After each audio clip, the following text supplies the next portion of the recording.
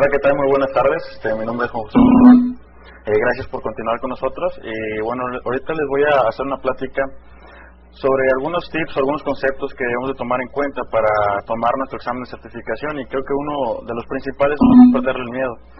Que muchos terminamos de cursar como alumnos el CCNA, los 4 módulos, pero nos da pavor a veces agendar nuestro examen, y creo que es el primer paso que debemos de dar antes de presentarlo. Entonces, agéndalo. ¿Para qué? Para que ya tengas una pequeña impresión de que tienes que estudiar y que pues, lo tienes que presentar.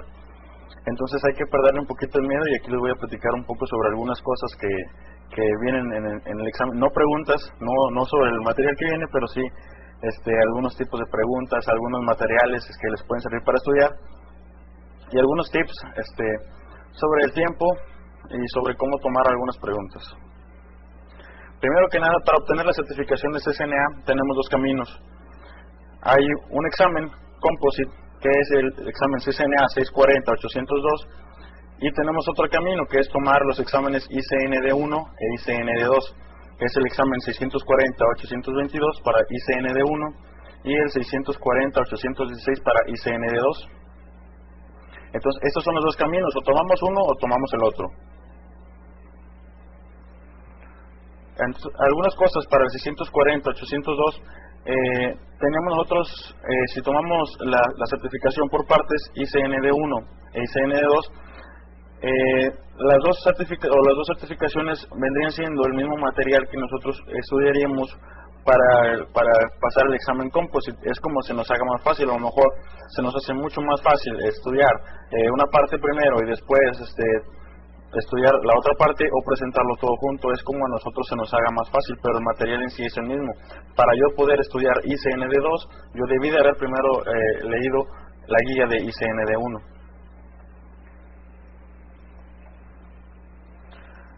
Algún material para nosotros estudiar para la certificación de CCNA,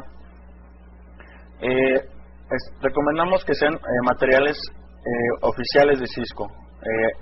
Hay algún otro tipo de material que preferimos no mencionar, pero sí recomendamos mucho que de donde estudien sea material que recomiende oficialmente Cisco, como es la guía de certificación CCNA ICND1 y CCNA ICN2 de Wendell Odom, que son los libros, y trae aparte su disco con los PDFs para poderlo también estudiar en la computadora, y una hora de video entrenamiento. Entonces es una guía bastante completa. De hecho, yo me basé en esa guía para obtener la certificación.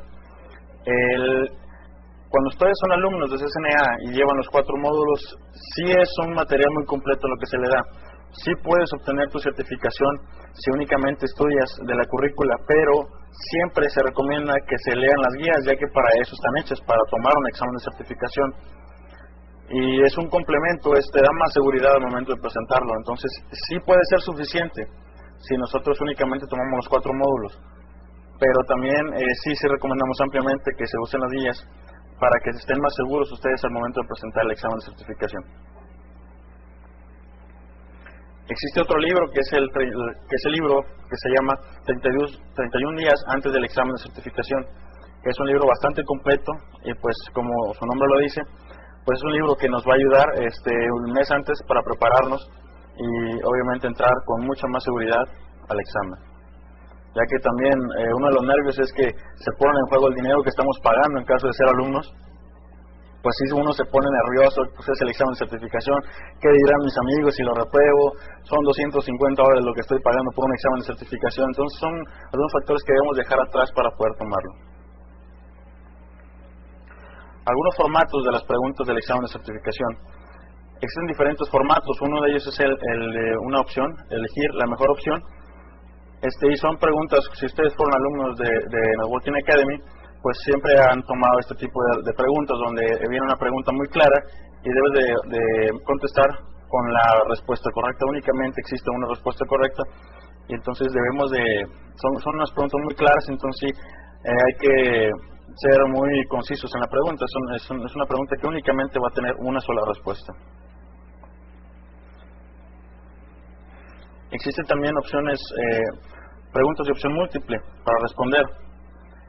Ahí también nos va a marcar, al finalizar la pregunta, nos va a nosotros a decir o a remarcar cuántas opciones nosotros debemos de palomear.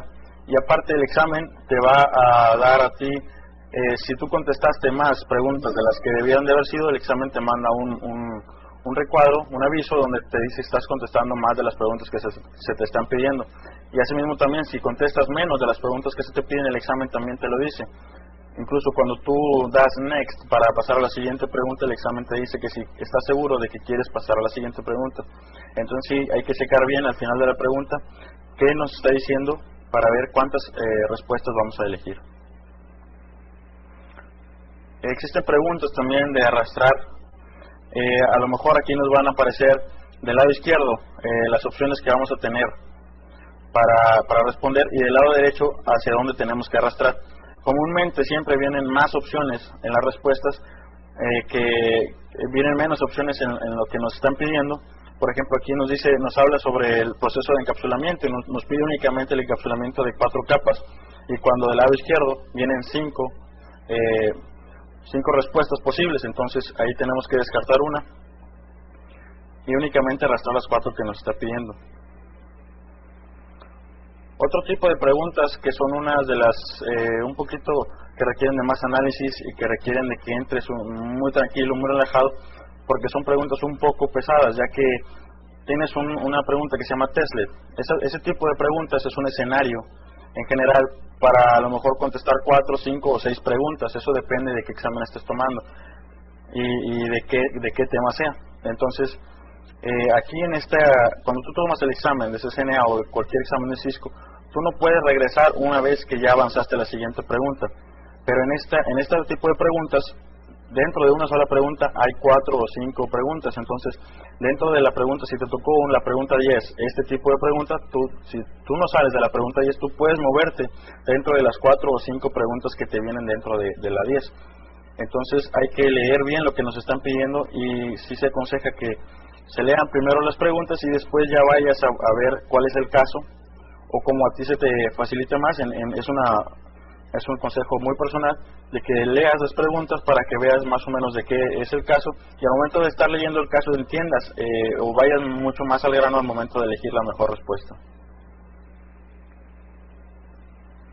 Hablando de simuladores, creo que también es un tema donde las personas que presentan el examen de certificación, los simuladores es un miedo, un pavor que le tienen, porque piensan que si van a fallar, que si fallan el simulador ya fallaron el examen, y es una cosa que no es cierto. Entonces, los objetivos siempre tienes una meta, un enlace, o no sé, a lo mejor que probar, o tienes que hacer un ping de cierto extremo a cierto extremo. Siempre tienen un objetivo estos simuladores.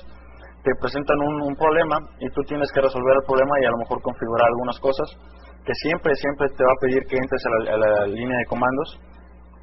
Y entonces uno entra vía una PC por una terminal de consola, y entras a configurar o a arreglar la configuración, depende de lo que te pide el simulador. Aquí también nos puede dar la opción o no nos puede dar la opción de usar ayuda, y también lo que es abreviar comandos, que muchos a lo mejor no escribimos configure terminal, escribimos conf por flojos. Entonces también nos puede agarrar el simulador algunas abreviaturas, o hasta nos puede, por ahí nos pregunta que cómo es const en lugar de configure terminal. Entonces, esas son algunas de las ventajas que nos da a veces el simulador.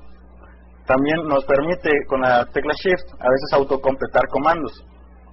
Entonces, pues no crean que se tienen que aprender la sentencia tal cual, que de preferencia, obviamente, si la llevas ya, si tú te la sabes, pues es mejor ya no utilizas este tipo de recursos, como el const. Y pues si tú lo sabes, entonces ya batallas menos. Esta es una imagen de un simulador tal cual como puede venir a un examen de certificación. Es exactamente el mismo formato, donde en la parte de arriba te presentan el problema, te presentan todo un enunciado donde te explican que la empresa fulanita de tal tiene este tipo de conexión y está presentando cierto problema. Ayúdale a resolver este problema mediante la utilización de este tipo de protocolos o de este tipo de soluciones. Entonces ahí ya te plantean el problema, y tú en la parte de abajo tienes una topología, y del lado izquierdo tienes las instrucciones de cómo vas tú a completar esta simulación. y este sería ya cuando tú estás dentro de la terminal de consola. Y si se fijan en la parte de abajo, del lado izquierdo, es donde viene ya un iconito que dice Show Topology. Entonces ahí ustedes pueden estar navegando entre la línea de comandos y la topología para que ustedes no se pierdan en la configuración. Otro tipo de preguntas que pueden venir son los Simlet. Los Simlet es muy parecido a un Testlet. La única diferencia es que ya no te dan un enunciado, sino ya te dan una topología, en donde tú tienes que entrar con comandos específicos como los show para poder ver la configuración y poder sacar respuestas para estos Simlets. Son iguales, una pregunta con a lo mejor 5 o 6 preguntas dentro de una sola, y entonces ahí te van a pedir ciertas preguntas, que averigües cierta configuración, o que averigües a lo mejor cuántos VLAN pueden pasar por este puerto, o qué tipo de enlace estás utilizando entre estos dos switches, o no sé, algunas cosas de esas en las que uno tiene que ya entrar a lo mejor a darle un show IP interface brief o un show IP OCPF neighbors o algunos comandos como esos. Y generalmente no nos piden que configuremos nada, únicamente entrar a ver la configuración. Este sería el formato de un Simlet, donde en la parte de arriba nos aparecen las preguntas con sus respuestas, y en la parte de abajo está la topología, en la cual nosotros vamos a entrar a una computadora para poder entrar con consola al ruteador, como es en pantalla, y ahí poder analizar la configuración del equipo y poder responder cada pregunta.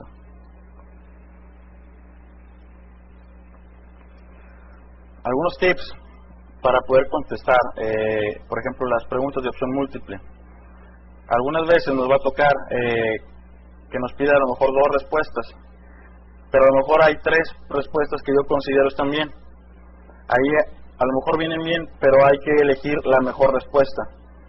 Por ejemplo, una pregunta que pudiera venir es: ¿cómo yo puedo evitar que una computadora específica se conecte a un equipo por Telnet?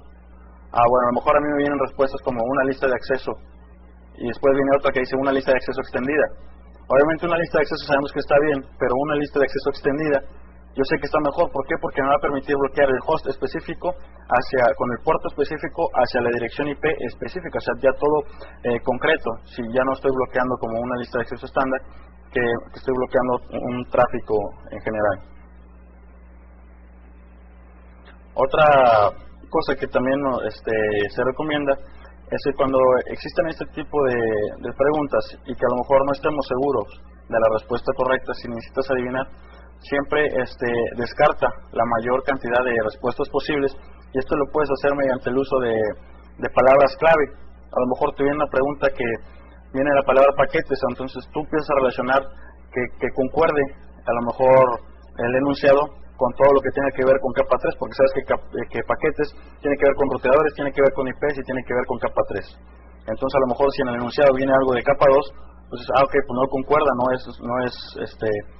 el paquete no tiene nada que ver con capa 2, entonces ya descartas una respuesta y ahí te vas tú eliminando. Si necesitas adivinar, pues esa es una de las mejores opciones, descartar las respuestas, la mayor cantidad de respuestas que puedas, y elige la respuesta que sea tu mejor impresión. Siempre generalmente la primera impresión de uno al elegir una respuesta es la correcta. Y otra cosa es que no hay una penalidad por adivinar una respuesta. Para los Testnet, como son a lo mejor 4 o 5 preguntas dentro de una sola, también se recomienda que contesten todas. A lo mejor no te las sabes, pero contéstalas, haz tu mejor esfuerzo, porque quien quite y a lo mejor a uno le atina, ¿no? Entonces